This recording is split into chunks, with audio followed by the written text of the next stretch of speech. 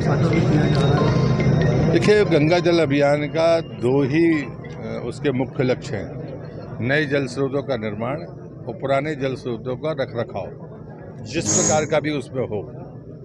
पर मैंने ये मानना है कि, और ये सत्य भी है, कि छोटी नदियाँ या नाले बारहमासी होंगे तभी बड़ी नदियाँ का अस्तित्व बचेगा। वहाँ पर अभी काम करने की गुंजाइश है। हमारा जो जल स्तर नीचे जा रहा है, अगर हमने उसको नहीं संभाला तो मध्य प्रदेश में जलराशि बहुत है, लेकिन ये चुनौती हमारे सामने है।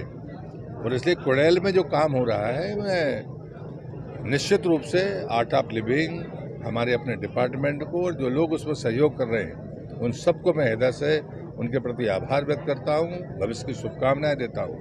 ये कम गति के काम हैं, सतत चलने वाले काम हैं, और इसलिए मैं आज 66वें उद्गम पर आया हूँ। तो मैं ये मानता हूँ कि मध्य प्रदेश नदियों का मायका है, और वो मायका जीवंत रहे, सतत रहे, उसके लिए जरूरी है पौधारोपण। इन 66 में से कहाँ कितनी नदियों में पानी मिला? पहले पिछले साल के 32 में तो 5 में ही मिला था, इस बार उल्टा है 33 में। पैसा जारी करने वाला है कुछ आप बड़ी मात्रा में? मुझे लगता है कि ऐसे प्रश्नों से हमें बचना चाहिए। ये पैसे के काम नहीं है, पैसे चाहिए, ये बात सही है, लेकिन हम सबको स्वयं तैयार होना होगा। अब पौधे लगाने और उसकी रक्षा करने में काय का पैसा है? फिर भी कोई डैम मुझे करने के लिए नहीं, वो उसमें हमको जो चेक डैम्स बनाने हैं वो हमें बरसात कम होने के बाद बनाने हैं।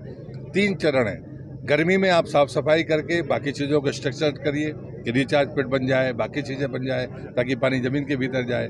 बरसात जब शुरू हो जाए तो पौधे लगाइए, उनकी रक्षा करिए। बरसात जब कम हो जाए, धार कम हो जाए, बाढ़ की गुंजाइश ना हो, तब आप बोरी बंधान जैसे प्रयोग अगर करते हैं तो पानी निश्चित रूप से जमीन के भीतर जाएगा, बशर्ते कि आप उस साइड सिलेक्शन बेहतर तरीके से करें। इसके लिए मध्य प्रदेश सरकार के पास में सिपरी एक सॉफ्टवेयर है, बाकी भी डिपार्टमेंट्स के पास है, उनकी जानकारी मदद लेकर हम कर सकते हैं। रतलाम जिले में भी 2-3 मामले आए। 2-3 मामले आ गए रतलाम जिले में, लवजीवाद के 2-3 मामले आ गए।